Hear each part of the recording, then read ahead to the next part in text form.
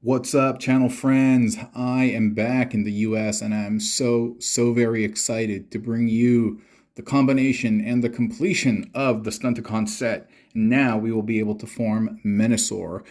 There are some good points, but there are also some bad points about him, and I'm going to be very honest with you and go over all of those things today. I do love Hasbro. I love their products, and some people call me a shill, but I'm just going to be super real. I'm not entirely happy with everything that I've seen. So yeah, we got all the limb bots you can see from Drag Strip, Dead End, Wild Rider, and Breakdown.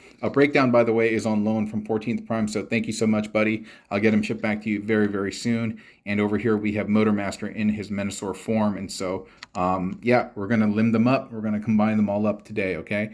But yeah, and we'll just go over, like I said, the pros and the cons and kind of go from there. 1 second while I adjust the camera so that I can get Menasor's skeletal frame in the main shot of the camera. 1 sec. All right, we have Motormaster here now in his skeletal Menasor form. Glorious. I love this toy. It's probably my favorite toy of 2022. And yeah, so we're just going to limb him up, okay? So the cool parts. This is a thing that Mark Clonis had showed off. And by the way, I never fully, attach the arms to the body. You're actually supposed to press it one more level down and then it clicks. But I just don't think it's worth it. I just don't think it's worth it, especially how often I remove these parts. And I think it puts too much stress on that piece over there. So I'm not going to do it. So this guy will attach right here, and these two ports over here. Marclonis had this really cool, clean way of like having this attached and having this split like all together at once. And I'm not exactly sure, like, I don't know how he did that. Oh, wait a minute. Oh, maybe it was something like this. Oh, yeah. I figured it out. So yeah, this is plugged in. Oh, there's a couple other places. These tabs over here, they fit into these slots right there. So we got everything nice and plugged in. It's a good fit. Yeah, and then now that everything is there, you can kind of, wait, how do you do, oh, there we go. Yeah, I need practice. It wasn't as smooth as his, but yeah, that's cool though, that you can do that. And you can kind of accordion everything down, and everything's kind of slotted in where they're supposed to be. That wasn't really sexy or smooth, but it worked out in the end. And I love drag strip. Yeah, very versatile. Lots of cool things. We saw that one amazing build by Chickadee Cheese with the spark armor and with drag strip, and I plan to do a redux of that with the shadow strip figure.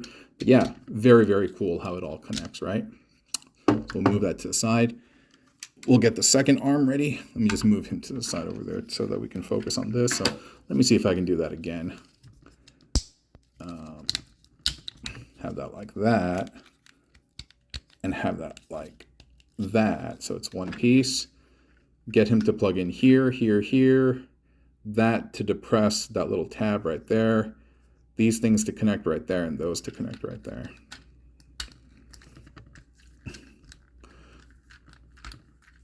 This goes all in.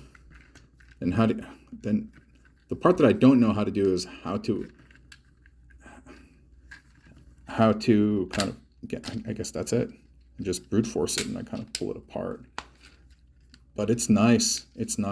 My dead end has a problem where I just can't get these things to stay flush and connected. I don't know about y'all's copies, but like it just doesn't want to stay flush, and there's all these gaps, but not enough for me to care about. And so cool, he's armed up. So let's move him to the side. Have I told you that I'm a big fan of bad jokes, dad jokes, and puns? The cringier, the better. And one that I heard recently was, did you know that nothing starts with N and ends with G? Think about that. Okay, so those are the good parts. I love the way the arm transforms. I love the Motormaster body. I mean, I've talked at length about it. I've done fan modes with it, and I love it. This is what, wait, what's this over here? This part is something that I don't necessarily like. Okay, so we talked about the connection ports, right? So, oh, sorry. Configure this guy first. We gotta pop up the window. Like I said, this is on loan from my buddy 14th Prime, so I'm gonna make sure to take good care of the toy.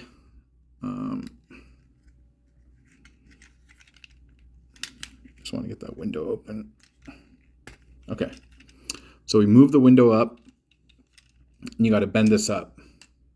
I like this design, by the way, a lot. And I'm hoping in the future I'll be able to use this for some bot bending builds. This actually reminds me of Runamuck and Runabout, because I think they can do a similar configuration. And yeah, so back here you're going to see that it's going to plug in here. Oh, sorry. So these two ports are going to plug into these pegs. And this section that presses in, it's going to be critical because it needs to go all the way in to push these forward, okay? I think that's cool, but at the same time, there's a considerable degree of force that has to be exerted on this. It's a spring, so I almost want to remove the spring, actually, because in order for this to stay like this, that means the spring has to be depressed. That means there has to be a constant amount of force holding this down. And in order for that force to be exerted here, this fit has to be incredibly tight. Otherwise, this is just going to push back. So what does that mean? That means the fit between these pegs and this hole has to be ultra tight. Very, very tight. And now I have attempted to connect it once. Here, let me bring this in focus and you can see. Do you see that? There's already like paint chipping over, not paint chipping, but the inner parts of the ports, sorry Prime, like the paint came off. You don't see it on the outside, but it is on the inside because the tight was just way too, the fit was just, oh, what the heck? The fit, here, let me show you again. You see that? Paint. And you may or may not be able to see it, but it's from the inside of the port. It's not on the outside, but it's on the inside of the port. And this is white plastic with blue painted on top. So I attempted it once. But the fit is way too tight for my comfort level. This is already extremely tight.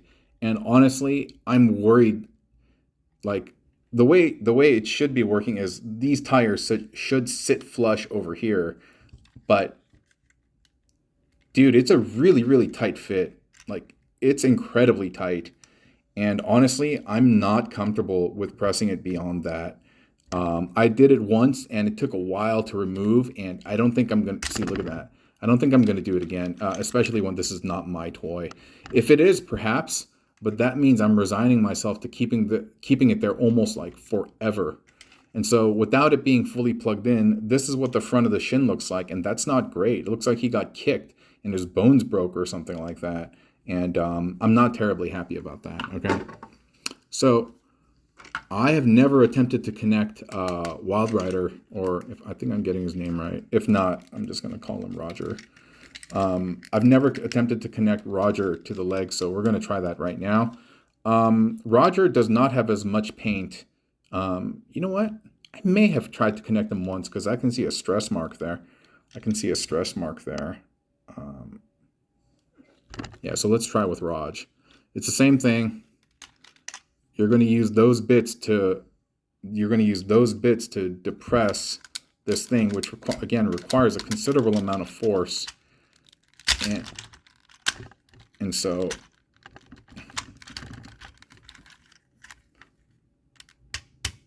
okay, you know what? The fit is not as bad because again, it's not painted plastic. Let me see. Yeah, and he,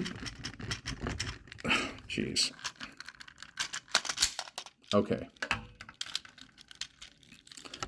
That came off much easier, and I think I'm realizing it's the paint.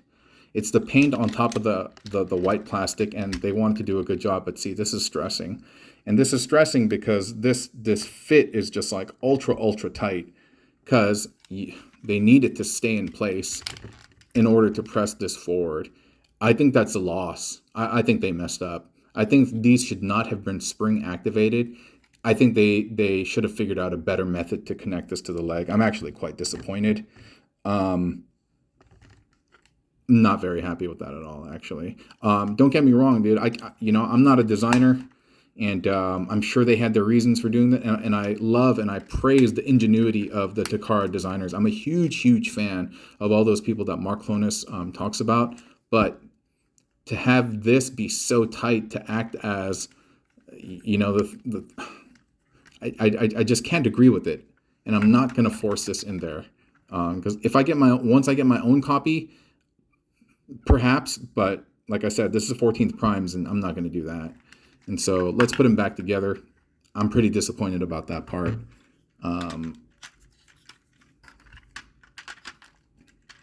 Yeah, but again, these are first world problems that I'm just complaining about. Like, I feel blessed to be in a position to be able to afford these toys, to have access to them, to get Wild Rider Breakdown rather early in Vietnam. That's all a blessing too. And dude, my version, he has a slight like lean to the front.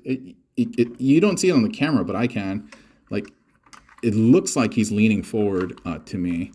And so here's our guy, Menasor. And let me get him in shot, and let me focus Daniel-san. And so that's our guy. That's our guy. The arms are great. I do think the legs are too small. I think they're too short. I'm really excited to get the DNA set that's going to not only enhance the feet, but also enhance the fists. And I believe they are providing thigh risers. They're increasing the height over here. I hope they can do something about this. And also, I would love to have the cars in the front. Maybe I'm in the minority, but I like the cars in the front. Similar to like all the other bots, like aerial bots, the Combaticons, where you like see the bot. I think that's way cooler. Yeah. Yeah. So anyway, yeah, thanks for watching. Thanks for being with me as I explored this build and just listening to me gripe the pros and cons and whatnot. And hope you get a chance to complete your set. So you can see firsthand what you do and don't like about the Menasor, the combination, the engineering, and whatever. So once again, I'm Botbender Orange, and you are awesome, and thank you for spending this time with me this afternoon, morning, dinner, or wherever this finds you in space time. And let's wrap again soon in the future, okay? Adios. Bye.